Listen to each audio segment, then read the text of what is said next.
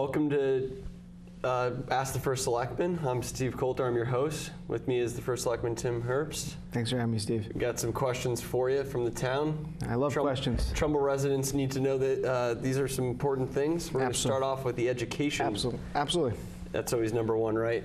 Education funding has been slashed up in Hartford. What impact do you think it's going to have on the tax rate for the next fiscal year? And do you foresee this a long-term aid, reduction, how it's going to kind of affect the quality of Trumbull schools? Well, what's amazing with the reductions that happened in Hartford is we actually ended up getting more money in education cost sharing reimbursement to the tune of about $330,000 more. Shelton got about $600,000 more. So I kind of think that underscores how dysfunctional Hartford is. We got more, and I think Fairfield took a $2.4 million cut I was going to say. On their ECS. A lot of school districts weren't as lucky. A lot of school districts weren't as lucky, but I think it underscores how fundamentally flawed the education cost sharing formula is. And how it needs to be reformed so it's more fair and equitable to every town and city in the state of Connecticut. But I am concerned long-term how the state budget is going to impact the town going forward. Right, because if they can cut it now, they can cut it next year, they can cut it in 3 years. When I was on Face the State last week, I talked about how the unfunded liabilities that are within the state budget that relate to pension contributions, salaries, benefits, those costs are steadily over time taking up more and more of a part of the state's operating budget. So as those unfunded liabilities grow, you're going to see what happened this year continue to happen. Reductions to municipal aid. So in this budget year, there was over $100 million of reductions to municipal aid, $137 million of reductions to hospitals, $8 million in reductions to mental health wellness intervention. So we're cutting the things that directly impact people's lives. The things that we need. The things that we need because the unfunded liabilities are consuming more and more of our operating budget. So we were lucky this year. We were able to still deliver a tax reduction. The mill rate came down from 32.82 to 32.74. But going forward, I am concerned. Right. Kind of sticking with the students, young people, what opportunities are there for young people in Trumbull to get involved with the local government? And if there are none, is there an existing commission or committee that can apply some energy towards these goals? Well, here's the good news. I have an internship program through my office, and I've had a lot of good Trumbull High School and St. Joe's students intern. Yeah, there was an intern there last week when I was there. Yes, and one of my interns a couple years ago just graduated from Yale, Keith Bond. We have an internship program in the First Selectman's office, and we also encourage people to apply through our office for other internship opportunities. We love go to town hall. Go to town hall. We love all the help we can get. Is there a phone number that someone can call or no? They can call the First Selectman's office at 203-452-5005. All right, awesome. We'll get on to the next one. In April, there was a new sewer agreement with Bridgeport that was passed by the town council. Has Bridgeport City Council acted on this agreement yet? If so, when will the agreement be made public? If not, why did Trumbull rush to pass it? Well, I disagree with the last premise of that question, and I'll get to that in a minute. But to answer the first part of the question, a subcommittee of the Bridgeport City Council has approved the deal. It is now going, I believe, next week before the full Bridgeport City Council. I expect it to be ratified. This deal was not rushed, Steve. This has been 7 years of negotiation over two administrations in Bridgeport and my administration. And in point of fact, every member of the town council and the Board of Finance, at my urging, at the town attorney's urging, and at the WPCA's urging, was invited to participate in multiple executive sessions where we discuss the nuances of this agreement, the pros and cons to Trumbull, the pros and cons to Bridgeport, what our sticking points were, what our absolute musts were versus their position. So a lot of town council representatives chose not to come to those meetings and participate and learn. So naturally, when they don't participate in the process, they don't know. They don't know, and then they say they've been rushed when they have an agreement that's put before them, when they've had 7 years to acclimate themselves to all of the nuances of what is a very complex transaction. I'm sure it is. Let's stick with the sewers. There has been some discussion recently that the administration is exploring another sewer construction project in town. What can you tell about that? What can you tell the Trumbull residents about this? Oh, boy.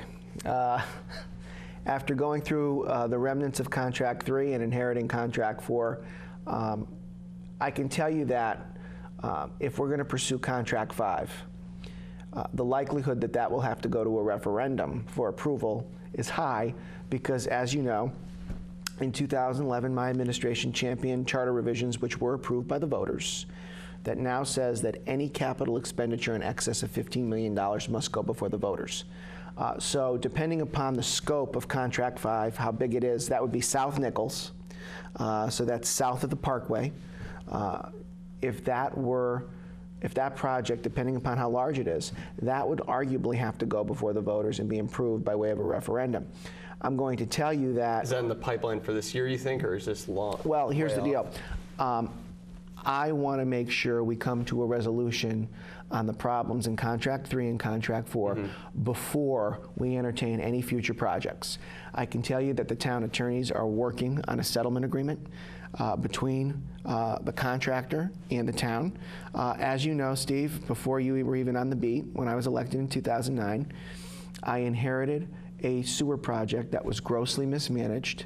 It's been problematic now for a decade. It's been problematic to the point where there were originally 600 latent defects identified, millions of dollars of damages.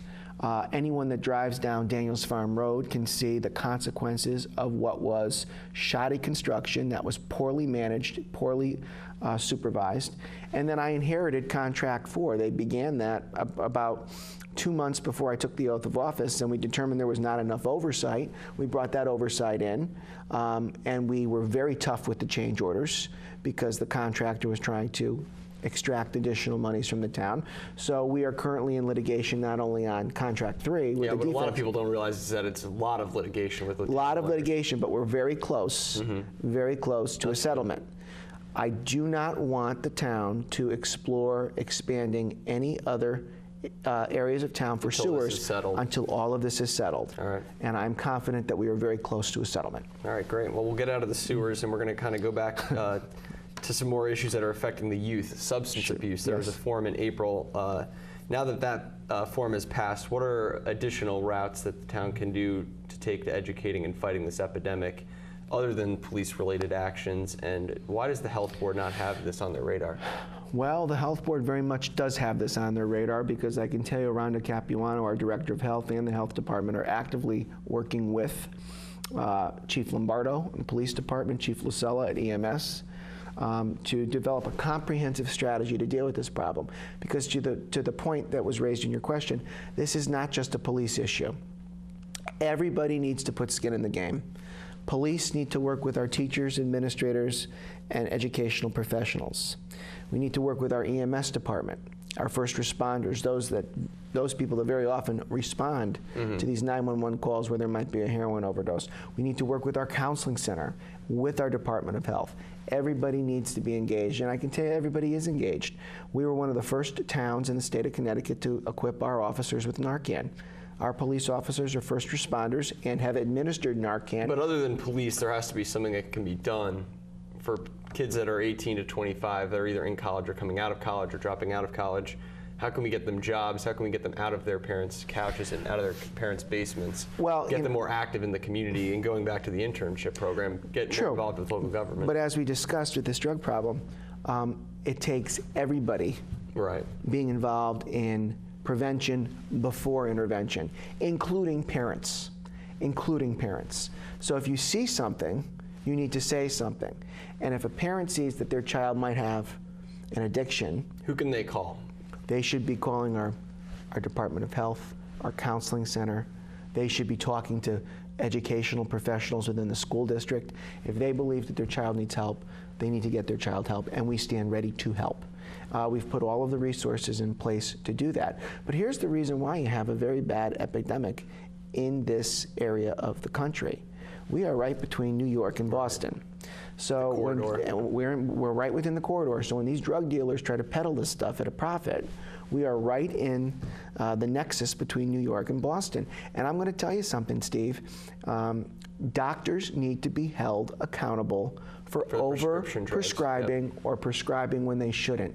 Because studies have shown that a lot of kids will experiment with prescription drugs before they make the transition to heroin.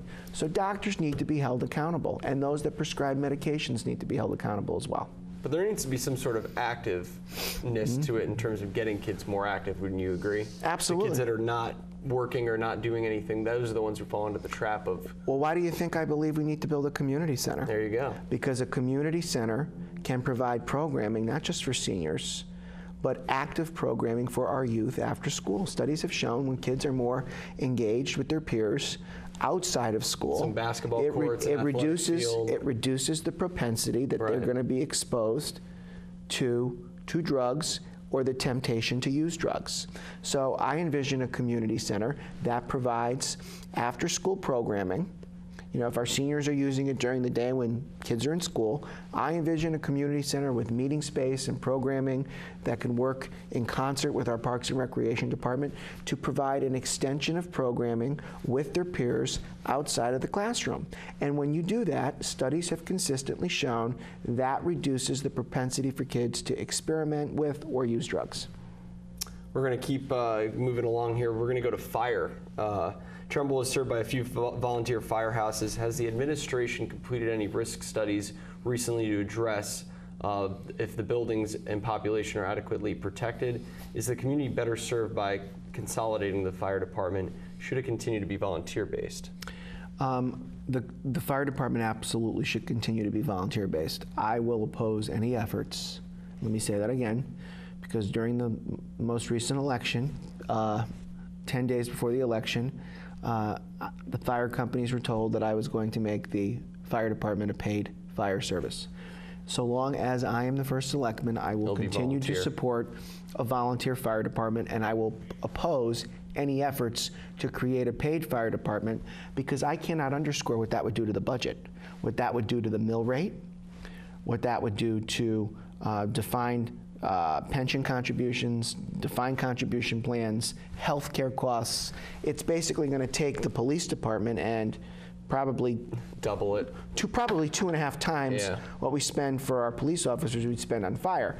Now, that being said, another reason why we're talking about building this community center and addressing needs at Town Hall is that there are many offices in the Town Hall that are not ADA compliant. Like the fire marshal's office in the basement. The fire marshal's office in the basement, the tax collector's office.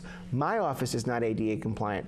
If a resident in a wheelchair wanted to come to my office and meet with me, they could not do that. You've been through the door. It's small. They couldn't do it. So look, there are laws we have to follow. You know, a lot of people have a lot of opinions on this, and you know, they don't want to spend money, and I understand that, but we also have federal regulations we have to follow, state statutes we have to follow, and quite frankly, we are in a customer service business where we have to serve the public. Who would want to go see the fire marshal? In the basement. Right, exactly. Sticking with fire, why are the fire taxes for the 3 districts so different? Why is the fire tax increasing this year while the other town taxes are decreasing slightly? The fire district tax is established by the individual fire districts. We have 3 fire districts in the town of Trumbull: Long Hill, Trumbull Center, and Nichols.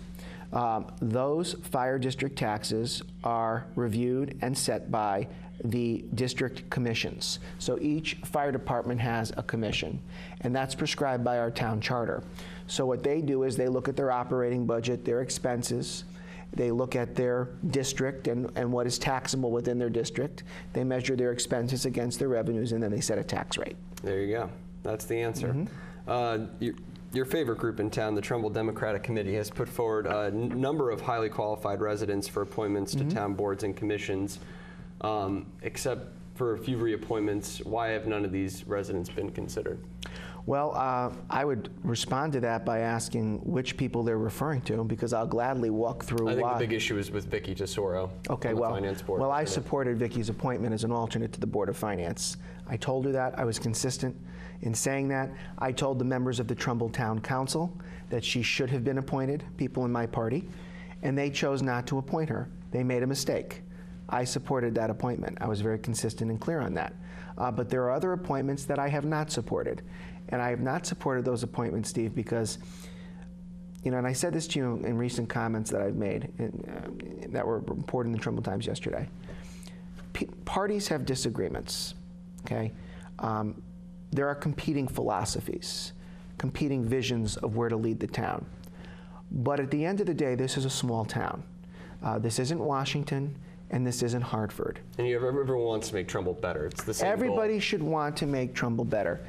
And when I see a handful of people oppose things for the sake of opposing things, that's not productive.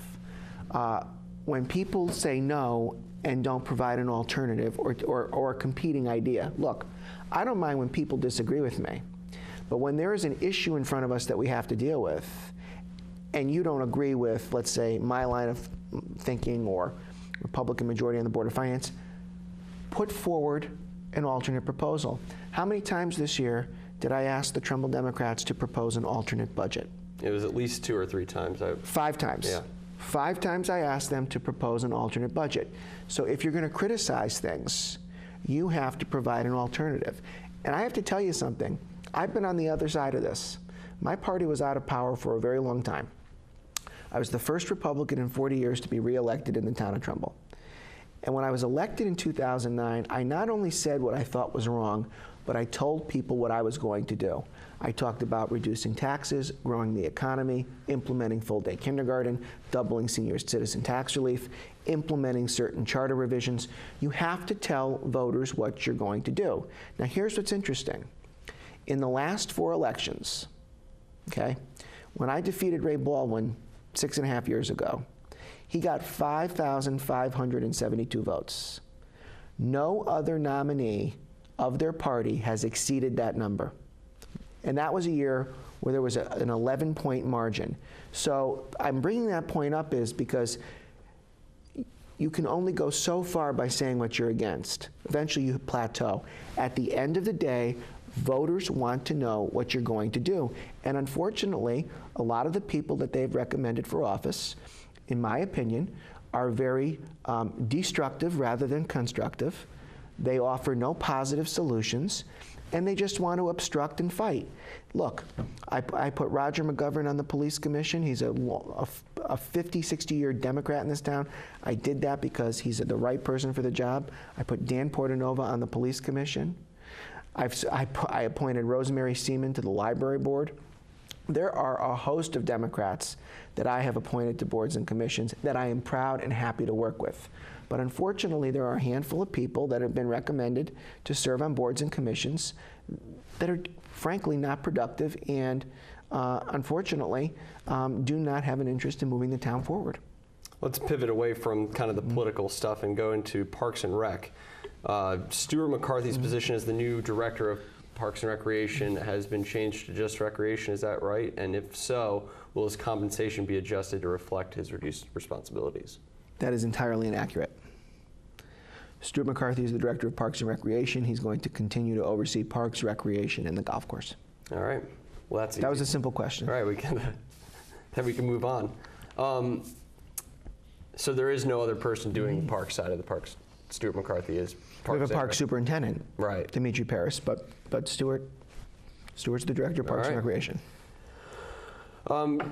A lot of questions have been talking about making Trumbull Center more pedestrian friendly. Yes. How can we do that exactly? And to a finer point, Churchill Road is really the problem here. A road that connects 2 key commercial centers, the dog shelter, 2 schools, the main library, town hall. Can we make the sidewalks an adjusted sidewalk, or what are your thoughts on that? Our administration was successful in working with MetroCog, which is our regional planning agency, in securing more than 6 figures to realign the Pequannock River Trail through Trumbull Center with the express intent of increasing pedestrian traffic through the center, which arguably the more pedestrian traffic you have in the center facilitates more of a demand for commerce in those areas, and addresses the vacancy issue, which we're all very frustrated about. We are currently working now with MetroCog on phase 2 of that realignment. So what I am expecting to happen in the next several months is The building that was formerly 965 White Plains Road, which is an vacant office building. Right. I'm expecting that there will be plans submitted in short order to tear that building down to facilitate the relocation of CVS and probably 5 other stores to a small shopping plaza in that location. If we are able to expedite that, then that will then allow us to Make take Trumbull down more- that building in front Right. where Starbucks currently is. We can take that building down in front, and then we can Open it up a open little. it up and start some real renovations on that side. So I have told the Economic and Community Development Department that I want that application fast-tracked. I want to make sure that we give them a hearing quickly so we can get some shovels in the ground. Yeah, because Trumbull Center is always a point of controversy. People want to know Absolutely. what's going on with that. Kind of sticking with the sidewalks, Elaine Hammers is the chairperson for the Finance Committee, or Finance Board, I should say, and she complains about the cost of sidewalk snow removal. Are her complaints reflective of the administration? Can you comment about pedestrian accessibility as it fits into the community development plan? Well, I think her comments are reflective of what a lot of other municipalities do, that we are the exception to the rule. A lot of municipalities have local ordinances that place the burden of sidewalks. You know, if you have a sidewalk in front of your home, it's your responsibility. That's what virtually every other municipality in the state of Connecticut does. We are arguably an exception to the rule. So I think what the chairwoman is saying is that when we have town personnel, DPW staff dedicated, They're on the clock. they're on the clock, Right. and they're plowing sidewalks when our first priority should arguably be Streets. and schools, cleaning out schools and clearing off streets.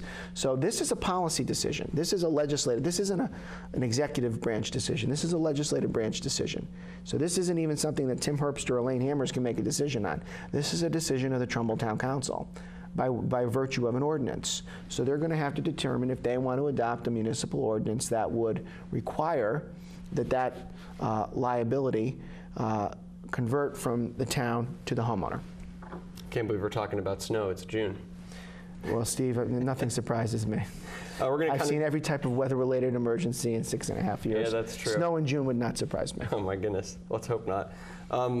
How do we get a blinking light replaced with a real stoplight? Is this a town request? And if so, to which town department do we make the request? Do we need to make a petition to get a traffic study done? It would depend upon which street.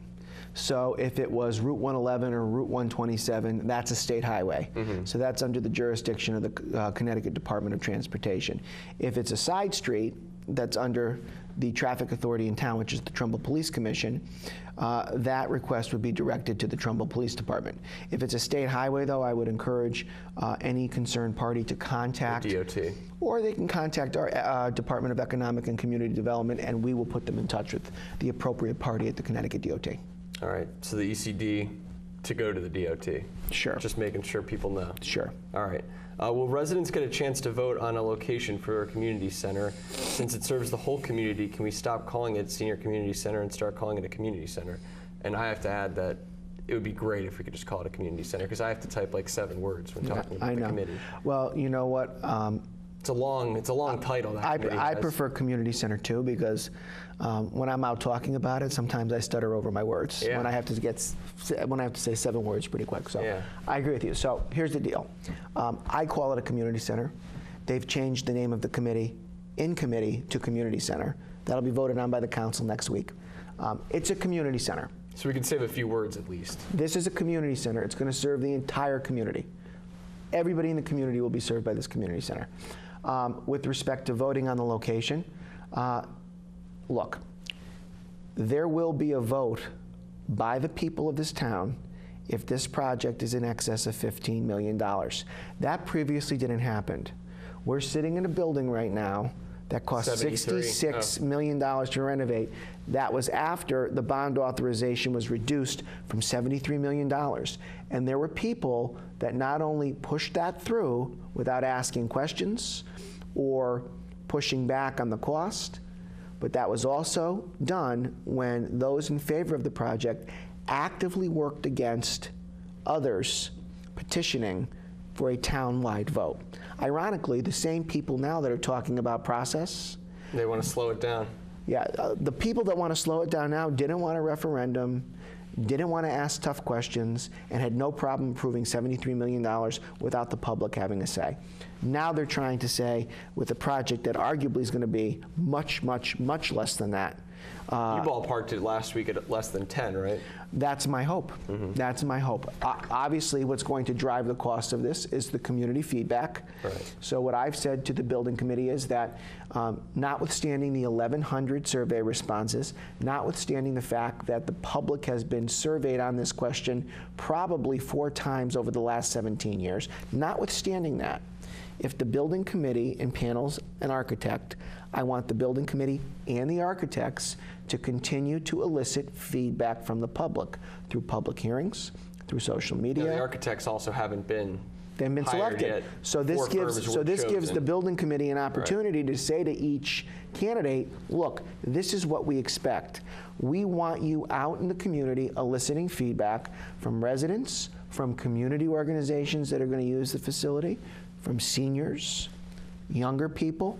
We want you to elicit feedback because that feedback is ultimately going to impact the design. Because you're basically hearing from the community as to their programming needs and what they believe are required in a facility like this. So that's going to obviously impact the design. So everybody that says that this is a foregone conclusion and we're ramming this through, that's ridiculous. It's absolutely ridiculous. There are going to be plenty of more public hearings. I'm sending. Will there be another survey? I think that's what. Well, here's what I'm doing, Steve, and I'm going to say this on public access television, and we'll see how many residents contact me. We are sending the story I wrote today. Yeah. Better call Tim is the subhead. Yeah. Call Tim. We are sending out tax bills for July 1st, about 12,000. I am putting a separate letter in addition to my state of the town and overview of the budget. I am putting a separate letter in this tax bill concerning the community center. I'm explaining everything in this letter to the public, beginning to end, and I am actively encouraging the public to contact me with ideas, suggestions, recommendations, what they'd like to see. We set up a separate email address for this, Trumbull Community Center at trumbull-ct.gov. There you go. So 12,000 people are going to get this letter. Okay, everybody in town is going to know about this. Hopefully everybody watching this is going to know about this. I want you to contact me. I want you to tell me what you want to see in this facility. So when people say we're not eliciting enough, you might need to get another person in your office picking up the phones. When people say we're not eliciting enough feedback, and I said to some members of my staff, okay, if people feel that way, we're going to work twice as hard to elicit public feedback. I don't want anyone to suggest that the public is not involved in this process. So if that means we have to work twice as hard or perhaps do more than we should to elicit feedback, we're going to do that, because I don't want anyone to think that they're not involved in this process. Do you feel that the locations that the building committee selected last week are 2 good ones, the Long Hill Administration Building and the Nature Center? It's a starting point, but arguably, it's not easy when you cite one of these things, because it's going to go somewhere where somebody's not going to like it, no matter how hard you try. 37,000 people live here, so no matter how hard you try, somebody's not going to like the location. My goal is that the location is centrally located, that it is as minimally invasive to residential neighborhoods as possible, that it has enough acreage to meet our programming needs, and hopefully... There's also a traffic component to it. There's a traffic component, but hopefully, let's say we get additional feedback. Like one of the things that came back in the survey, a lot of people said they wanted a pool, a community pool, in the 1,100 survey responses we got. And what was interesting was it wasn't just seniors, it was everybody. It was seniors, it was middle-aged parents, it was younger people. Everybody said they wanted a community pool. So arguably, you should put a community pool in close proximity to a community center. So if the goal is to build the building first, I'd like them to see if they can... Or renovate the building in this case. Or renovate the building.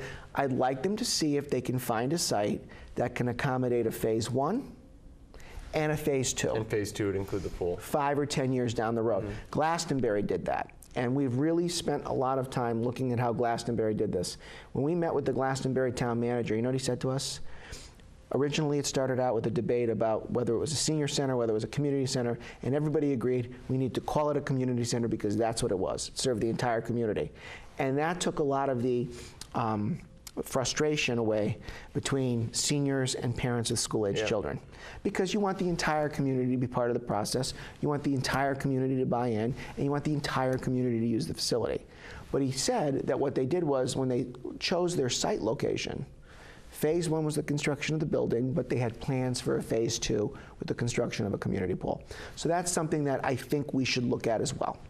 Two phases. 2 phases. All right, yes. last question. That was quick. I know, Trumbull has a new face in its government, Human Services Director. Can you tell us about her? When will she start, and is she going to be making more money than her predecessor? People are concerned about salaries. Oh, yeah. It's a big issue. It's a big issue. She will be making right around the same as the previous director. Her name is Michelle Jacob. She's coming from Norwalk. She's coming from Norwalk, where she currently is the outreach director for the Norwalk Senior Center.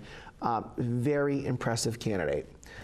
We had a lot of great candidates for this position, and one thing that Jim Hazelkamp, our labor relations director, has done an excellent job of is establishing very good protocols and processes for hiring new employees. So every person that now is hired in the town of Trumbull goes through a uniform thorough vetting process, and I have to tell you, she clearly was the best candidate. She's got an excellent personality, excellent disposition with seniors, excellent track record of implementing new programs, growing programs. One of the things that really sold me on Michelle was that, unlike Trumbull, which basically covers most of the costs of our senior center through our operating budget, Norwalk does not do that. They have to privately fundraise. So I found that to be an attractive component, to have a director who has experience in fundraising. So Michelle has indicated a willingness and an eagerness to go out into the community and to fundraise. And that's going to be helpful as we try to grow programs, make programs better, especially as she will arguably be transitioning to a new facility once the community center is constructed. And so she'll be specifically with seniors, or is it going to be more human services? She will be with seniors primarily, but she is a licensed social worker, which is great. So she'll be involved with social services, seniors, virtually all facets that come under the Human Services umbrella. So we're very excited to have her.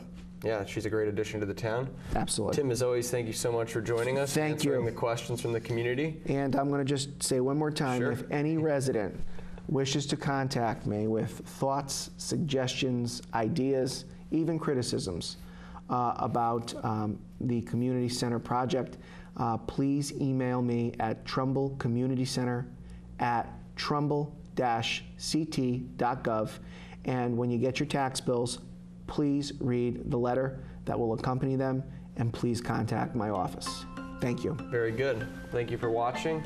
Have a great rest of your day. Tim, thanks for coming in. Have a great summer. You as well.